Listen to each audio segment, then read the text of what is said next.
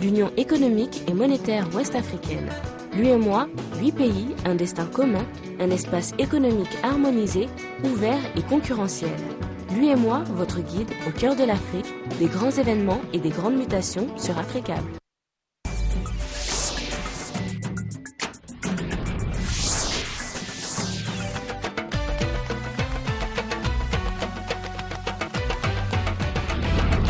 C'est un plaisir de vous retrouver pour ce rendez-vous de l'information sur Africa. Voici les titres de cette édition.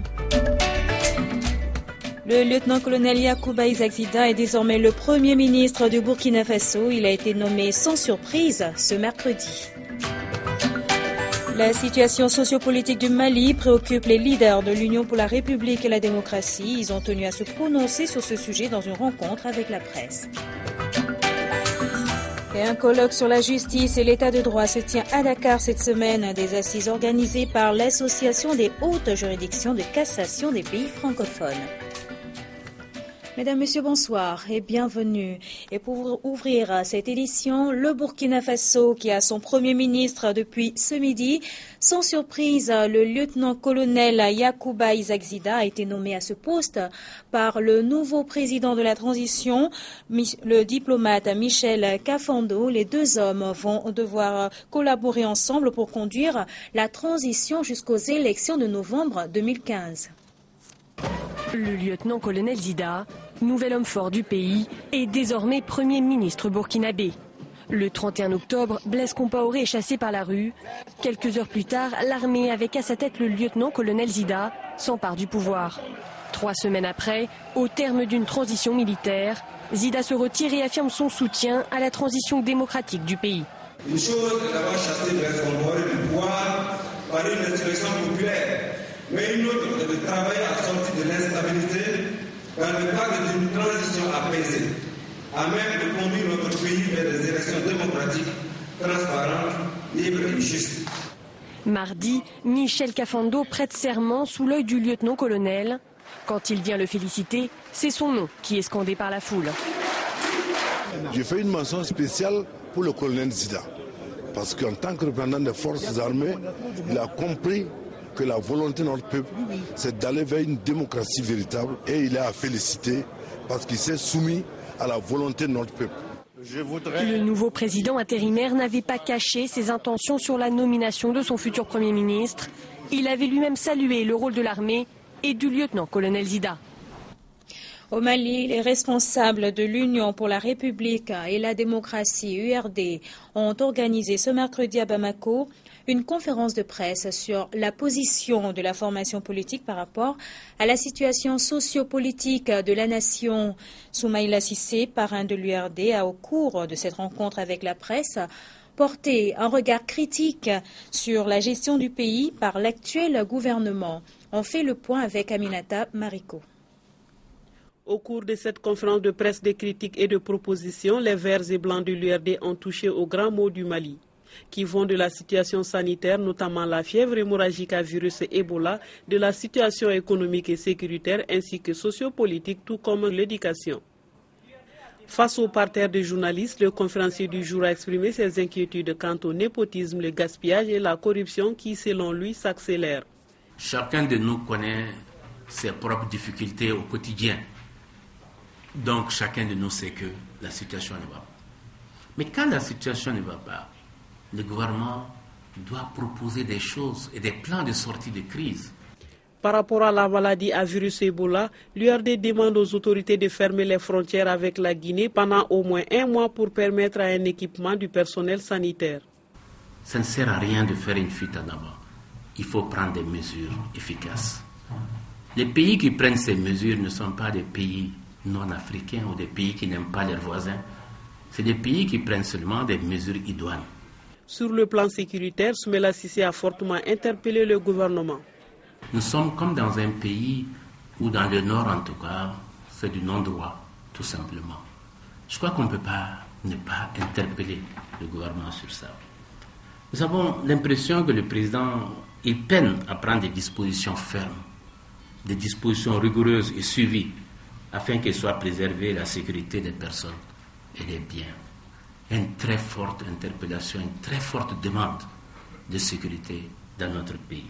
Autre sujet de préoccupation, la réconciliation nationale. Mais nous avons dit aussi que la réconciliation ne doit pas occulter la justice. Pour qu'il y ait une bonne réconciliation, il faut qu'il y ait la justice. Et pour qu'il y ait la paix, il faut aussi qu'il y ait la justice. Sinon, nous restons encore dans les viols impunis, dans les assassinats impunis, dans les vols impunis. Il nous faut nous préoccuper des 140 000 réfugiés maliens qui se trouvent à l'étranger. Quant aux négociations d'Alger, l'URD propose que d'abord, ce projet, s'il y a solution, ça doit s'inscrire dans le cadre global de ce qui se passe aujourd'hui dans la sous-région et ce qui se passe dans le reste du monde. Et que cette menace est une menace mondiale et que l'ensemble de la communauté internationale est concernée. L'orateur du jour regrette que la mauvaise gouvernance et la malversation ont amené le Mali sur le banc des accusés. Il y a des problèmes de gouvernance au niveau national. Quelle solution?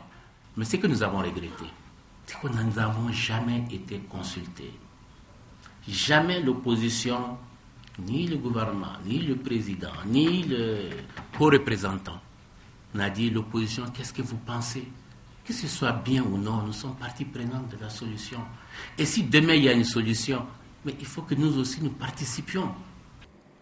Par rapport à l'économie, Soumaïla Cissé souligne que le secteur privé se décourage pendant que la dette se gonfle. Mais c'est la première fois, vraiment la première fois, que j'entends le FMI dire de tel gouvernement que ce sont des malversations.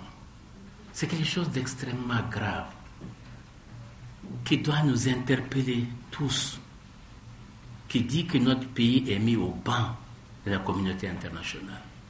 Vous qui voyagez, vous qui allez ailleurs, on vous dit, ah, vous êtes malien, c'est à peine si ce n'est pas avec un ton de compassion. Pourtant, nous avons dénoncé, dès les premiers contrats. Cette conférence de presse annonce les couleurs du congrès ordinaire que le parti s'apprête à organiser ce samedi à Bamako. Alors que les négociations entre le gouvernement malien et les groupes armés reprennent ce jeudi, le chef de file de l'opposition Soumaïla Cissé est revenu sur le document préliminaire. C'était donc au cours d'une conférence de presse ce mercredi.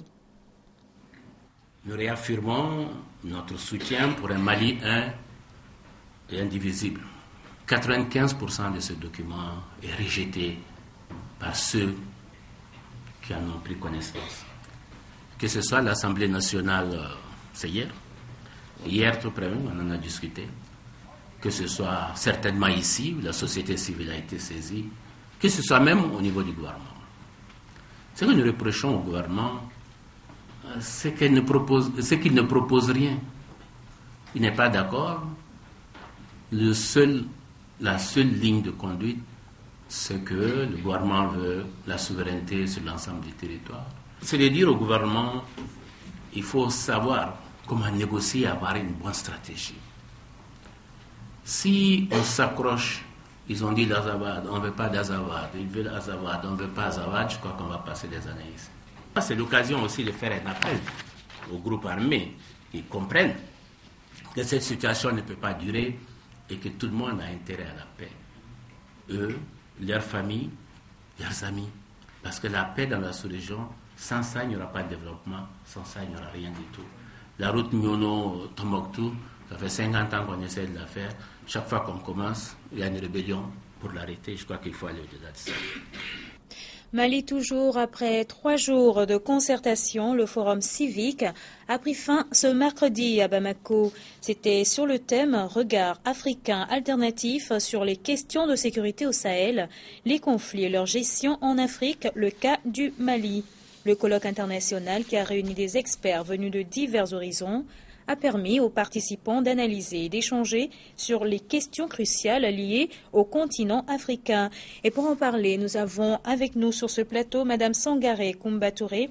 Elle est rapporteure du colloque. Madame, bonsoir. Bonsoir. Merci. Alors, quelles sont les conclusions de ce colloque? Bon, avant de commencer, je vous remercie et je remercie Africa de nous avoir donné l'opportunité d'échanger sur le colloque.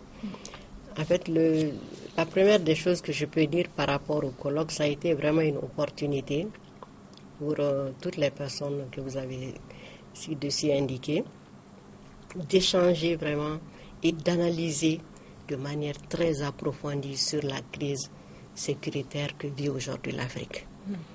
Et parmi les conclusions, il ne faut pas se leurrer. L'intervention humanitaire en tant que telle n'existe pas. C'est des besoins économiques, c'est des intérêts économiques qui justifient, n'est-ce pas, toute cette intervention militaire et cette turbulence à travers l'Afrique.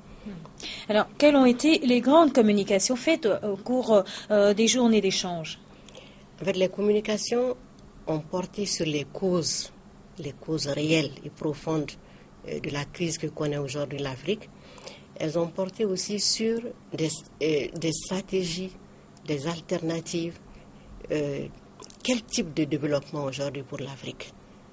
Et donc, il ne s'agissait pas de critiquer simplement tout ce qui s'est passé jusque-là par rapport aux pays africains, mais de voir avec le Nord et le Sud comment construire un meilleur monde pour l'Afrique. Et le colloque a permis de faire de bonnes réflexions là-dessus. Voilà. Alors, quel doit donc être, selon vous, le rôle et la place de la société des intellectuels dans la gestion des crises en Afrique? Moi, je pense que les intellectuels, d'abord, ils doivent libérer la pensée. Ils doivent échanger, communiquer beaucoup sur les analyses qu'ils ont eu à faire sur la situation. Parce qu'en réalité, le discours qu'on montre aux gens est très, très différent de la réalité. Et nous avons d'éminents analystes au niveau africain qui nous ont permis de comprendre les raisons profondes de la crise. Donc, il faut échanger. Il faut discuter et ramener l'information à tous les niveaux. Il faut que le peuple ait accès à l'information véritable. Et tant que le peuple n'a pas accès à l'information véritable, c'est comme si nous trompons nos peuples, nous leur disons des choses qui ne sont pas justes et nous leur traçons des chemins qui ne sont pas des chemins qui leur apportent quelque chose. Voilà un peu. Merci Madame d'avoir répondu à nos questions. Nous étions donc avec Madame Sangaré Koumba-Touré, rapporteure du colloque, le forum civique qui a pris fin ce mercredi à Bamako. Le 3 février 2008 disparaissait l'opposant tchadien Ibni Oumar Mohamed Saleh dans des circonstances encore non élucidées lors de l'attaque de la capitale tchadienne par des groupes rebelles. 6 ans après, où en est-on avec l'enquête sur cette disparition? Eh bien, l'enquête piétine, reconnaît son fils, Mohamed Ibni Oumar Saleh, que nous avons interrogé à l'issue du colloque international sur la gestion de la sécurité qui vient de s'achever cet après-midi à Bamako. Avec l'arrivée des socialistes au pouvoir en 2012 lors de l'élection présidentielle française, nous avons cru à un changement d'attitude de la France, surtout parce que la France avait promis d'éclaircir, de faire la lumière sur l'affaire de la disparition du professeur Ibni et à mettre un terme aux errances de l'ère Sarkozy. Bon, l'enquête piétine. Notre avocat, notamment Jean-Bernard Padaré, est devenu l'avocat de Déby. Il l'a nommé ministre de la Justice et il a délivré un non-lieu. Au départ, il y a eu une commission d'enquête. La commission d'enquête a rendu ses conclusions, malgré qu'on n'a pas collaboré avec cette commission, que nous considérons comme une commission de façade. Elle a rendu ses conclusions le 3 septembre 2008, mais elle a dit que la responsabilité de la disparition du professeur Ibni incombe au gouvernement tchadien et surtout à la garde présidentielle du président Déby. Donc maintenant, nous avons saisi le comité contre la torture, défini par la Convention contre la torture de New York, ratifiée par le Tchad. Et nous avons aussi saisi le Conseil des droits de l'homme, organe intergouvernemental du système des Nations Unies pour crimes de guerre et crimes contre l'humanité perpétrés par le gouvernement tchadien. Le procureur de la République a aussi été saisi du dossier et doit maintenant examiner la possibilité de demander à la Cour pénale internationale d'enquêter pour crimes de guerre et crimes contre l'humanité selon les articles 5, 7 et 8 du statut de Rome. Donc nous continuons à nous battre comme des gendarmes sans crainte et nous irons jusqu'au bout de notre objectif pour que justice soit faite, pour que le professeur Ibni ait une sépulture digne de son nom, qu'il y ait un deuil et pour que ce genre de choses ne se reproduisent plus jamais, pas seulement sous nos cieux au Tchad, mais partout au monde. Direction le Sénégal à présent. À Dakar, le Premier ministre a présidé l'ouverture d'un colloque sur la justice et l'état de droit. Et ces assises sont organisées par l'Association des hautes juridictions de cassation des pays francophones. Louise Tinassagna, Souleymane Anne Antoumar. Les ténors des barreaux de plus de 50 pays sont réunis à Dakar et c'est pour réfléchir sur la justice et l'état de droit. Cette rencontre intervient au moment où ces deux concepts préoccupent la communauté internationale, surtout les pays de l'espace francophone. La thématique justice-état de droit, qui constitue l'objet de notre rencontre, est d'une importance capitale pour nos États où le système juridique se construit et se déconstruit au gré des contradictions et contingences politico-sociales internes et qui, pour la plupart, peinent à imposer les exigences de l'état de droit. La volonté de la JICAF à renforcer les capacités judiciaires des pays francophones a été saluée par le Premier ministre Mohamed Boun Abdallah Dionne. Le chef du gouvernement a ainsi rappelé les réformes entreprises par l'État pour améliorer le système judiciaire sénégalais. Sujet ne pouvait être plus actuel pour nous autres États africains, car les défis auxquels nous sommes confrontés pour aboutir à un développement durable sont immenses. Dans le cadre du PSE, l'objectif poursuivi est d'améliorer l'accès, la qualité et l'efficacité de la justice. À cet effet, 3 réformes ont été entreprises. D'abord, la modernisation du service public de la justice. Le deuxième point, relatif au réaménagement de l'organisation du système judiciaire, porte sur l'amélioration du statut des magistrats. Enfin, l'autre réforme majeure constitue celle du système pénal, avec l'adoption récente de 2 projets de loi portant code pénal et code de procédure pénale. Ces assises sont ainsi organisées en guise de contribution au 15e sommet de la francophonie. Ces acteurs souhaitent qu'à l'issue de ces travaux, les conclusions soient porteurs de voix pour tous ceux qui croient en l'état de droit. Rencontre toujours, mais cette fois-ci au Gabon, un séminaire de parlementaires francophones qui se tient depuis ce mardi à Libreville. L'atelier qui s'étend sur 2 jours vise à familiariser les élus du peuple avec des questions de développement durable. Les échanges autour de la gestion et de la préservation de l'environnement sont parmi les thématiques évoquées. Écoutons quelques propos introductifs de cet atelier. La problématique de l'environnement et du développement durable intéresse l'Assemblée parlementaire de la francophonie et la Commission de la coopération et du développement. L'APF a fait des questions de dérèglement climatique une de ses préoccupations. De même, elle poursuit sa réflexion sur le suivi des stratégies nationales de développement dans les pays de l'espace francophone. La présente rencontre est l'occasion d'échanger sur des thèmes importants au cœur de l'actualité internationale, comme les changements climatiques. Nous avons bien sûr tous en tête la conférence de Paris qui aura lieu à l'automne 2015, ainsi que les grandes conférences qui ont précédé le sommet du climat organisé par le secrétaire général des Nations Unies qui s'est tenu en septembre dernier au siège de l'ONU, et également la prochaine conférence des parties sur les changements climatiques qui se tiendra dans quelques semaines à Lima. De plus, ajoutons à cela les thématiques de l'économie verte, la biodiversité, les ressources naturelles et la gestion durable des terres, pour ne citer que quelques exemples. En 1993, l'adoption d'une loi instituant un cadre législatif cohérent en faveur de la protection de l'environnement a suscité un effort de planification stratégique environnementale inclusive qui a abouti à la formulation du plan national pour l'environnement.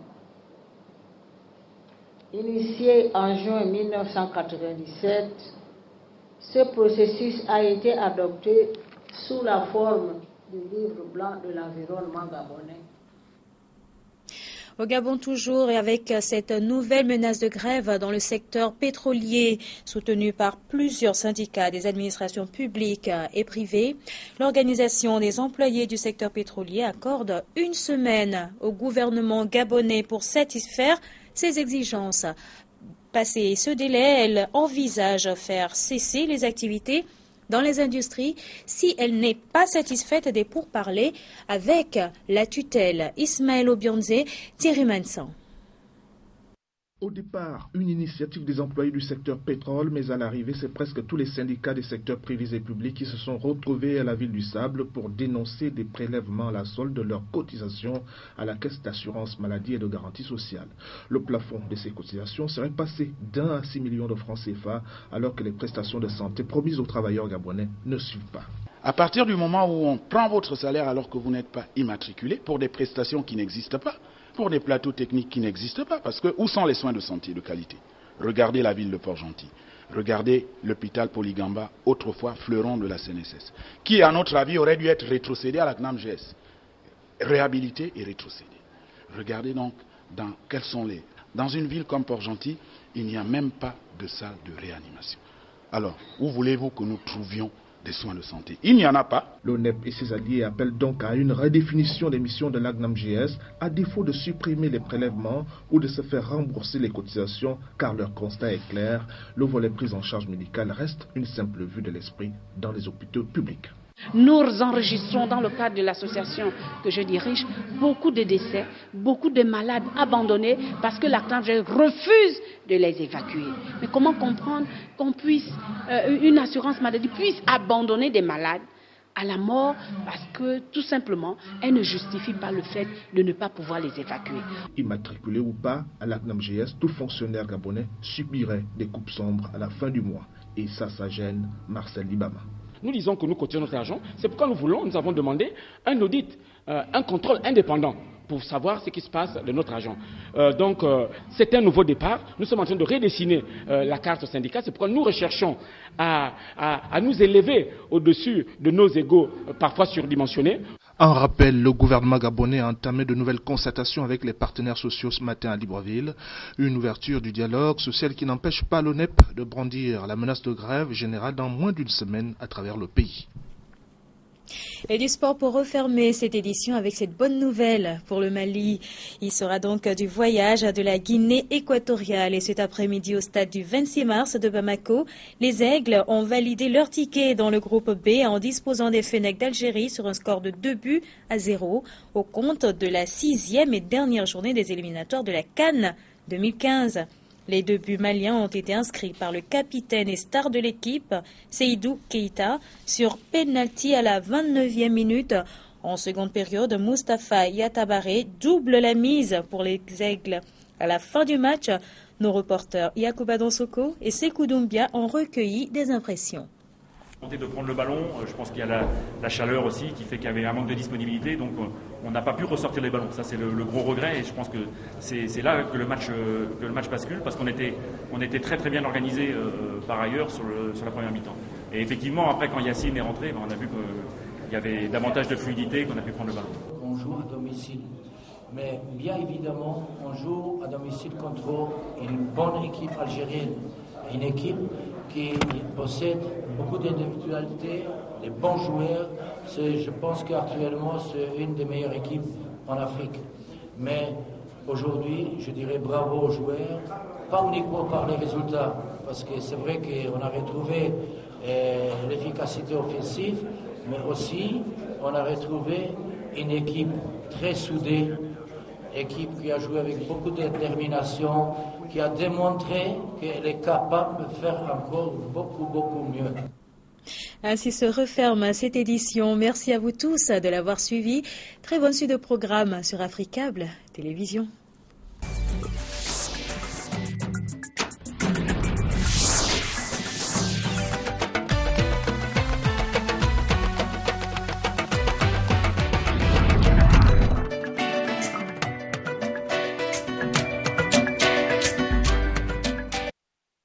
L'UEMOA, l'Union économique et monétaire ouest-africaine. L'UEMOA, 8 pays, un destin commun, un espace économique harmonisé, ouvert et concurrentiel. Lui et moi, votre guide au cœur de l'Afrique, des grands événements et des grandes mutations sur Africable.